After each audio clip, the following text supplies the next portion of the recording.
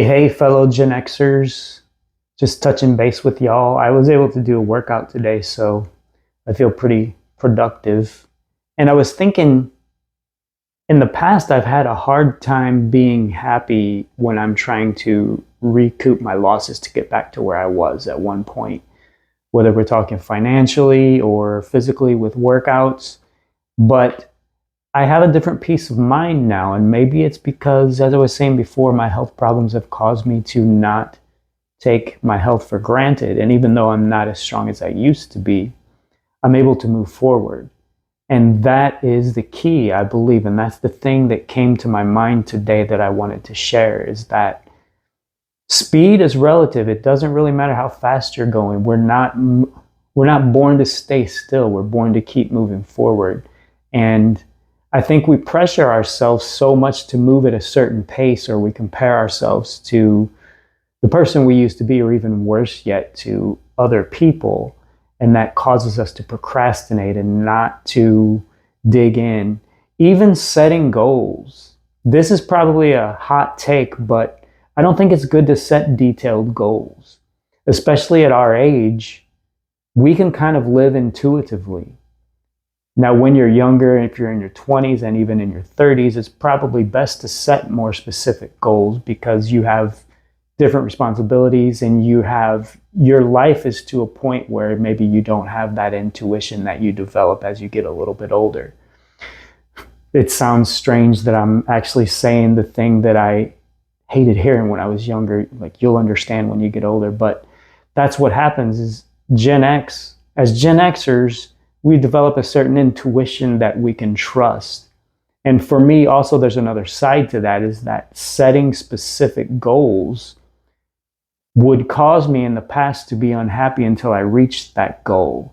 And then I realized that I was on this hedonic treadmill to where I would set a goal, I would be unhappy until I reached that specific goal. And then if and when I did reach that specific goal, my satisfaction would only last for a little while until I wanted another goal or more money or to be more physically fit or the next promotion, the next job, whatever, all that stuff. You know how it goes. I'm probably not giving you any kind of a news flash. It's that once you achieve something that you really wanted, that state of satisfaction doesn't last long unless your whole life is in a state of flow, which is what I am advocating here. Is to get in that state of flow, have your vague goals so that you can still be happy as long as you're moving forward. And that's the way I'm looking at working out. Now, I could get set back and pushed back again, but as long as I'm moving forward, I'm going to let myself be happy. I've had enough achievements in my life that I don't need that kind of approval. Now, I say that, and there's probably going to be times where I feel differently, that I do need some kind of approval. And I still do feel in the back of my mind that if I get back to at least the point where I was before I had my surgery, then I'm going to feel a lot better. And I probably will feel some weight lifted off my shoulders, but I don't want to not allow myself to be happy and wait until I get to that magical point to be happy. I'm going to be happy now because I'm moving forward, however slowly that may be. And I would encourage you to do the same. And same way with playing guitar. It's to a point where I don't set these goals. I think I mentioned in the last video, the way I play now is different than the way I used to play because I used to be on that hedonic treadmill when I was playing the guitar too. From the time that I got my first Fender Stratocaster at 14 years old, the thing to do was to learn a song by your favorite artist if you play guitar, because it sounded so cool to be able to play that song. And I learned a lot of songs, a lot of cover songs, and I would learn the cool part or even learn the whole song. But that pleasure would not last for long until I wanted to learn another song. And it was intense once I finally got it, and I would feel that intensity and feel good, and people recognize it and all that pleasure you get.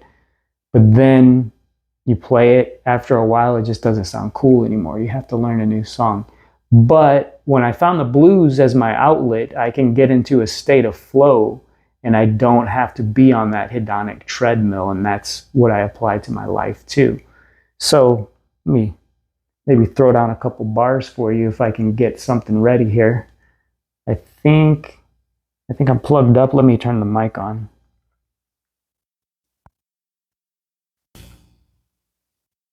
Yeah, here we go.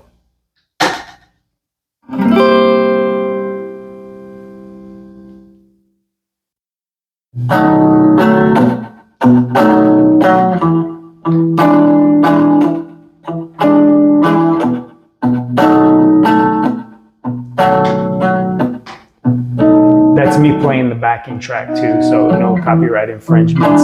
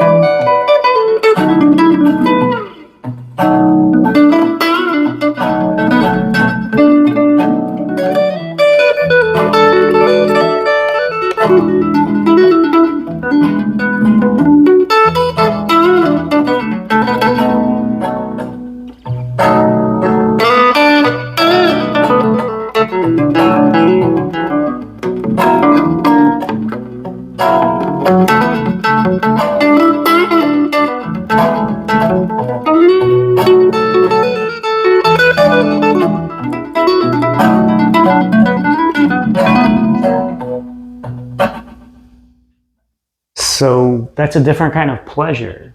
Now, I'm not saying I always get into the state of flow when I'm playing. I was a little nervous there, but that's okay. The cool thing with the blues is if you mess up, typically most of the time your audience doesn't know, and sometimes you can discover some new licks by messing up and say, hey, that sounds cool, I'll use that.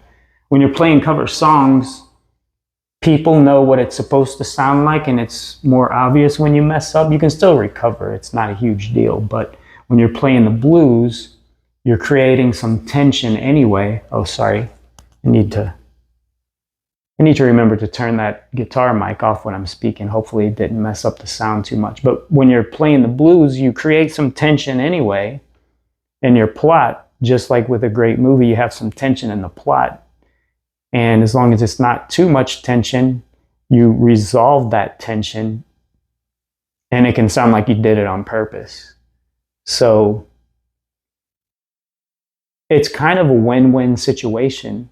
When I'm practicing now, I'm always just exploring also. I'm exploring new avenues within. I mean, I stay in my lane because I'm staying within the patterns, because I know enough about music theory to know that you can't get too crazy or it just doesn't sound good unless you have some kind of special talent for that.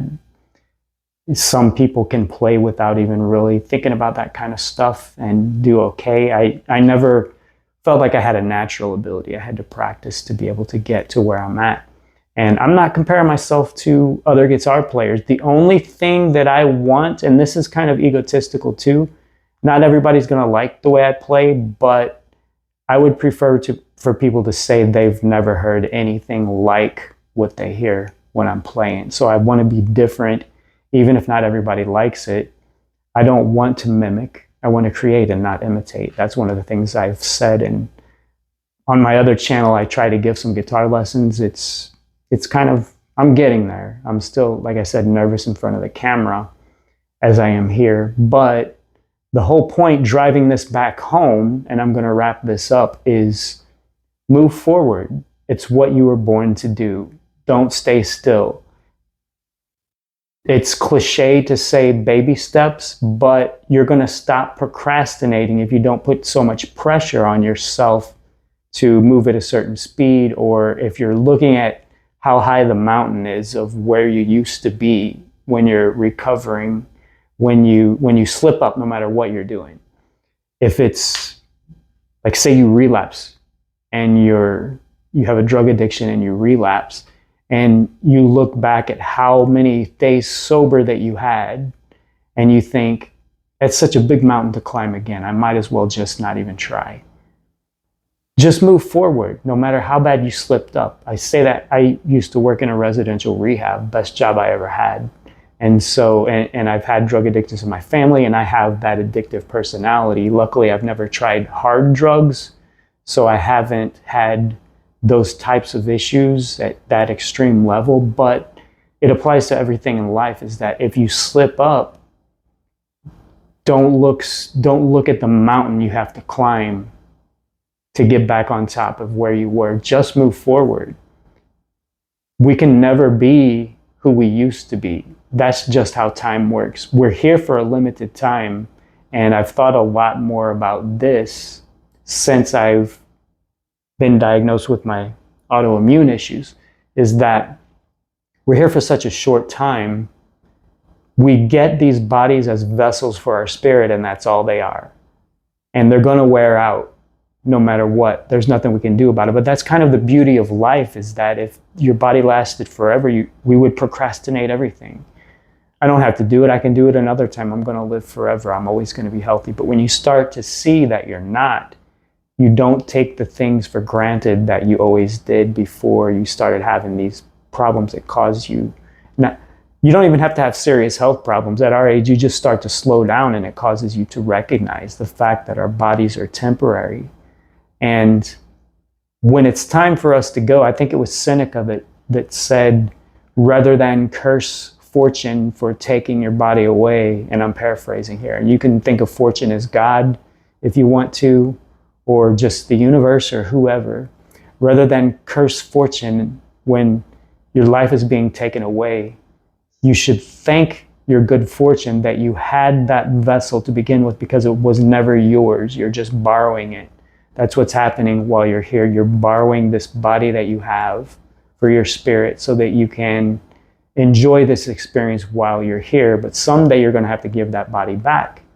Make the most of it while you can, and move forward, because it's what you were born to do. Share in the comments if you can think of some ways that you're moving forward, or some challenges that you're having in your life. I would really appreciate it. And I would appreciate it if you would like this video and subscribe, and I will try to keep it going. Thanks. See you soon.